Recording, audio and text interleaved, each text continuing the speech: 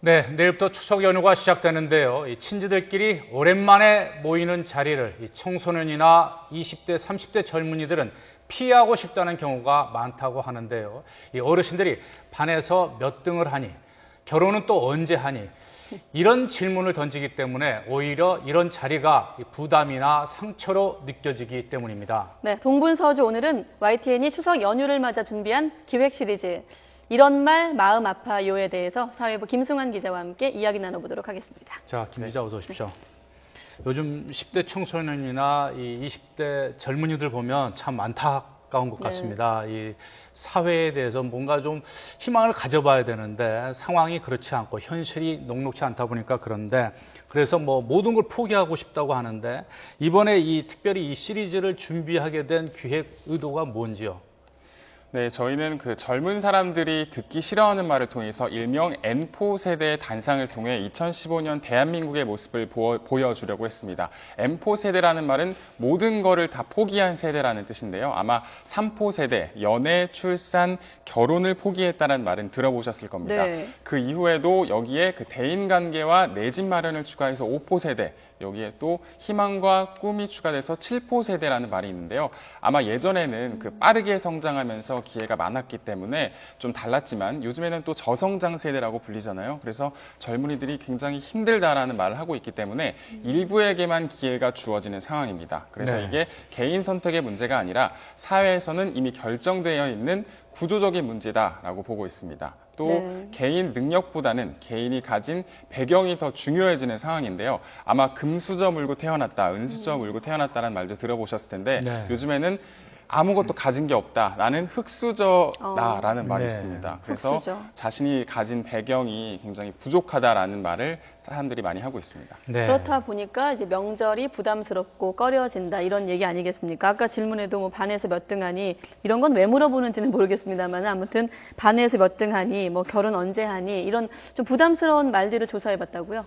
네, 그렇습니다. 저희가 직접 대치동 학원가에 가서 학생들을 많이 만나봤었는데요. 그 학생들 말을 들어보니까 공부가 잘 돼가냐, 뭐 점수는 몇 점이냐 이런 말을 많이 물어본다라고 하더라고요. 그래서 공부에 대한 말만 집중적으로 물어보니까 이게 참 스트레스다라는 말을 많이 했었고요. 네. 가족들끼리 만나려고 가는 자리인데 더 스트레스를 받고 그 자리를 피하고 싶다라고 했습니다. 특히 그 성적이 나쁘게 나온 경우에는 정말 얘기하기도 싫다라고 말하는 학생도 있었습니다. 그래서 공부와 관련된 얘기가 아니라 인생 얘기 같은 거를 좀 해줬으면 좋겠다라고 말을 한 학생도 있었습니다. 네.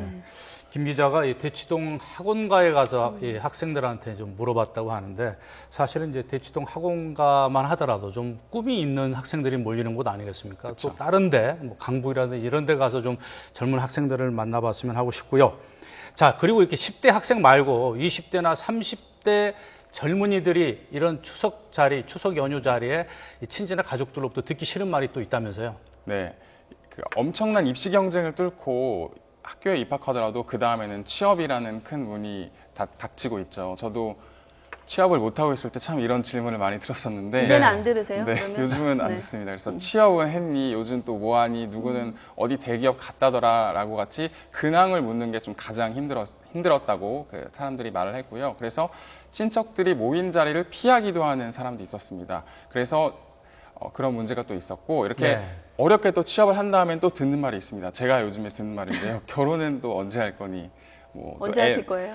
그거는 아직 저도 잘 모르겠고요. 네네. 그다음에 또 결혼을 한다고 해도 또 애는 언제 가질 거냐, 또 손주는 언제 보게 해줄 거냐라는 질문이 계속 이어지기 때문에 정말 굉장히 스트레스를 어떻게 보면 받는다. 평범한 질문인데 그런 질문 자체마저도 스트레스로 받아들이고 있군요. 그렇죠. 그렇기 때문에 저희 취재진이 광화문, 명동 굉장히 많은 사람들 그게 만나봤지만 반복돼서 질문이 이제 들어오니까 아마 스트레스를 받는 게 아닐까 이런 싶은 생각도 들고 또 오랜만에 가족이 만나서 어색함을 좀 깨기 위해서 질문을 하다 보면 결국 같은 질문이 반복되지 않나 이런 생각이 드는데 혹시 그런 말들이 좀 오가는 이유도 좀 찾아보셨나요? 그렇죠. 사실 오랜만에 만나면은 할 얘기가 많지가 않습니다. 자주 얘기하는 사이라면 보면 이런저런 얘기를 많이 하겠지만 가끔 보는 사이에서는 아마 일반적인 얘기밖에 할 수가 없을 겁니다. 그래서 뭐 공부라든지 취업이라든지 뭐 출산 이런 얘기밖에 할 수가 없는데요. 물론 어르신들 입장에서는 걱정되기 때문에 말하는 건데 듣는 입장에서는 좀 부담스럽고 잔소리로 들리는 경우가 사실입니다. 그래서 인터넷에는 어른들한테 반격을 한다는 말도 있었는데요. 네. 뭐 연금은 많이 받으시나요? 요즘 집값은 많이 오르셨나요? 라는 말을 우리가 대신하면 어떨까라는 굉장히 좀 웃긴 댓글도 많았습니다. 네. 네.